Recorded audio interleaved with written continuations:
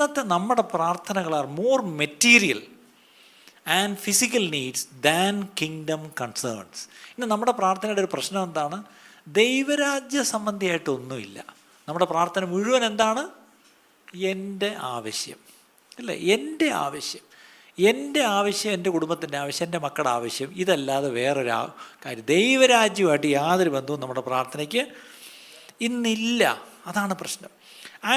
My prayers are selfish. വെറും സ്വാർത്ഥത ഉള്ള പ്രാർത്ഥനയാണ് നമ്മളിന്ന് പ്രാർത്ഥിക്കുന്നത്. I am least bothered about the lost.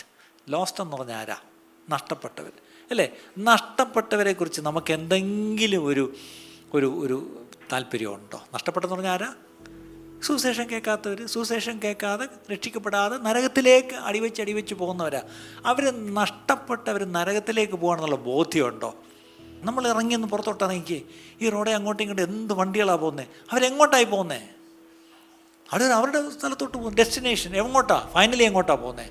ക്രിസ്തുവിനെ കൂടാതെ ഒരു നിത്യതയിലേക്കല്ല അവർ പോകുന്ന. പ്രിയപ്പെട്ടവരെ, എൻ്റെ ചോദ്യം, are we bothered about dum?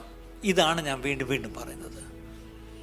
ദരിദ്രരോട് സുവിശേഷം അറിയിക്കുവാൻ എൻ്റെ ദൈവം എന്നെ അഭിഷേകം ചെയ്തിരിക്കുന്നു. ഇതൊന്നും മനസ്സിലേക്ക് വരണം. സുവിശേഷം പറയാത്ത സഭ, അതിനെ ഒരു സഭയെന്നേ വിളിക്കാൻ പറ്റത്തില്ല. നഷ്ടപ്പെട്ടവരെ കുറിച്ചൊരു ഭാരം നമുക്കുണ്ടോ? അവർക്ക് വേണ്ടി പ്രാർത്ഥിക്കാറുണ്ടോ? ഇനി അവർക്ക് വേണ്ടി ട്രാക്റ്റുമായിട്ട് പോയി അവരോട് സുവിശേഷം പറഞ്ഞുള്ള രണ്ടാമത്തെ കാര്യം. ഒന്നാമത്, അവർക്ക് വേണ്ടി പ്രാർത്ഥിക്കുകയെങ്കിലും ചെയ്യുന്നു.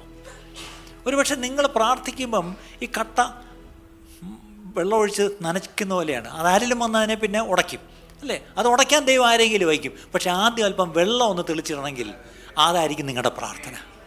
ദൈവം കട്ടയോടെ കുടയ്ക്കാനും നിരത്താനുള്ളവരെ ദൈവം പുറകെ അയക്കും. പക്ഷെ നിങ്ങളൊന്ന് നനച്ചിടുവോ, അത് പ്രാർത്ഥനയാലാണ്.